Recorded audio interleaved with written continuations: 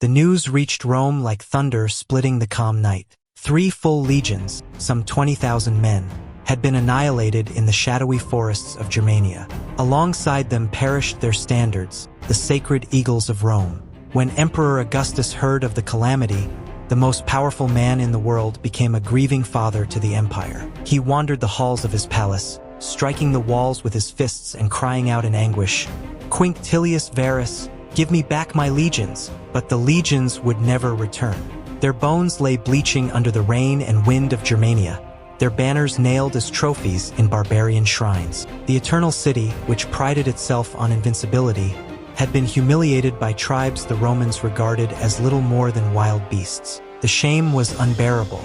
Mourning turned to fury, and in that fire was forged a vow: Rome would avenge its fallen sons. Augustus, though already 72 years old, feared that the German victory might embolden the tribes to invade Gaul. He immediately strengthened the Rhine frontier, dispatching his best generals to ensure that no barbarian tide would cross into Roman lands. In the streets of Rome, citizens whispered of dark omens, statues of Augustus struck by lightning, and the gods themselves shedding tears of blood. The emperor ordered sacrifices, but in his heart he knew that only German blood could erase the stain of Teutoburg. In the Senate, Augustus declared that Germania must be punished, but not with rash anger.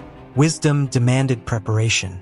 The lost legions, 17th, 18th, and 19th, were never reformed, as though erasing their numbers could erase the memory of disaster. In their place, new units were raised, trained for the brutal warfare of forest and swamp.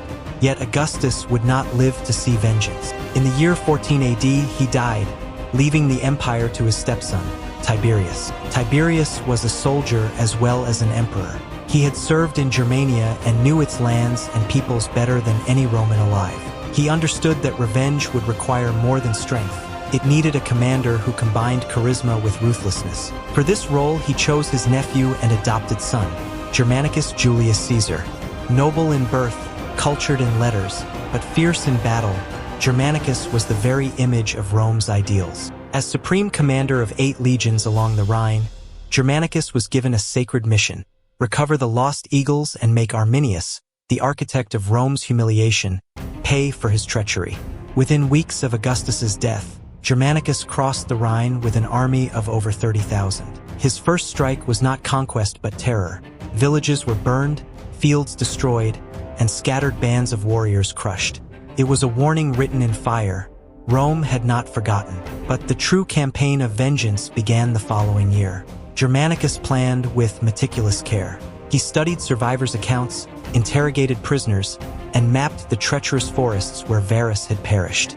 Unlike his predecessor, he would not march blindly into traps. Instead, he divided his forces. One column advanced overland under Caecina through the territory of the Bructeri, while Germanicus himself led 4 legions by sea, sailing the North Sea and ascending the great rivers of Germania. This naval maneuver astonished the tribes, who found their lands invaded from directions they thought safe.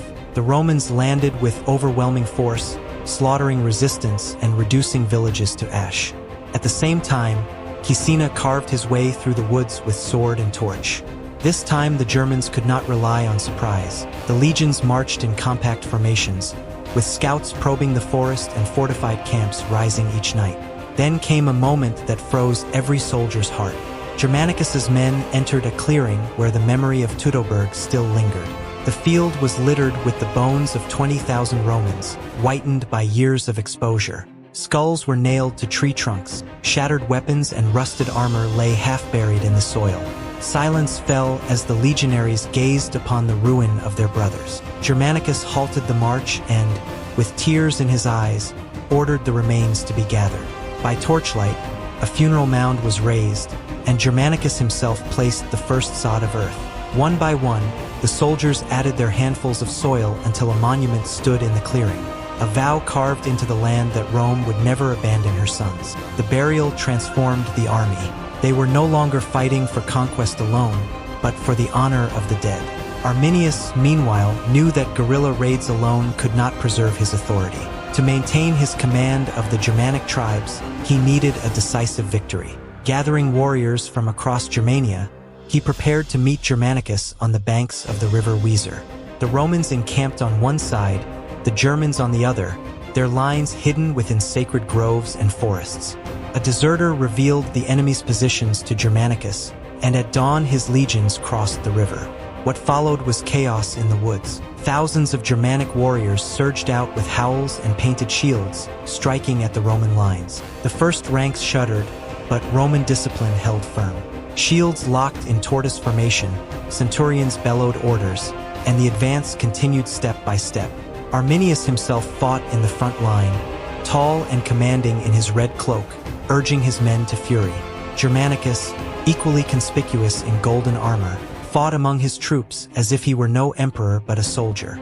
At the critical moment, Arminius unleashed his cavalry to crush the Roman flanks, only to find himself outmaneuvered. Germanicus had hidden auxiliary horsemen in the woods, who now charged and slaughtered the German riders. Panic spread through the tribes, discipline unraveled, and what had begun as a battle turned into a rout. Arminius, wounded, barely escaped with his life. The Romans stood victorious, their vengeance at last taking form in blood. Yet Germania was not subdued. As Caecina withdrew his legions through treacherous marshlands, Arminius attempted to trap him in another Teutoburg.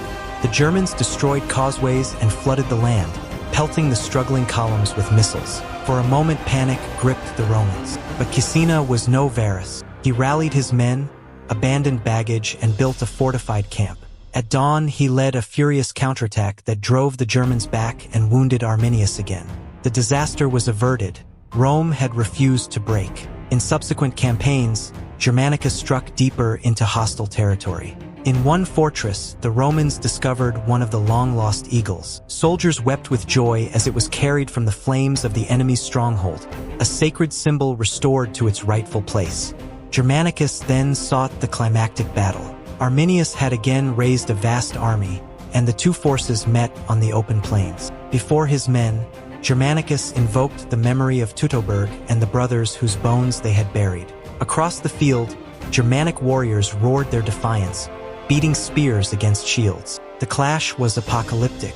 The first shock nearly broke the Roman line, but discipline prevailed. The legions stabbed relentlessly behind their walls of shields, grinding down the undisciplined charges. Arminius, desperate, led a wedge of warriors against the Roman center, hurling himself toward Germanicus's standard.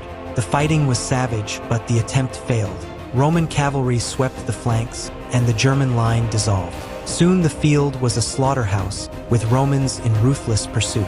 Arminius escaped once more, but his dream of uniting Germania was broken. Germanicus had avenged Rome's humiliation. He paraded captives through Rome, recovered eagles held high, and basked in the adulation of a grateful empire. Yet even in triumph, shadows lingered. Germania remained unconquered, a land too vast and wild to hold. Storms wrecked fleets, and casualties mounted.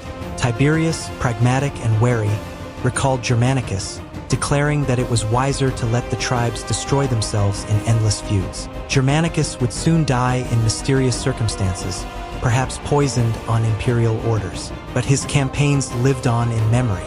Rome had avenged its greatest defeat, proving that even catastrophe could not break its will. The Germans, though battered, would remember Arminius as a hero of freedom, a figure who resisted the greatest empire of the ancient world. For centuries, his legend would smolder in the forests, even as Rome called the slaughter vengeance, and Germania called it survival.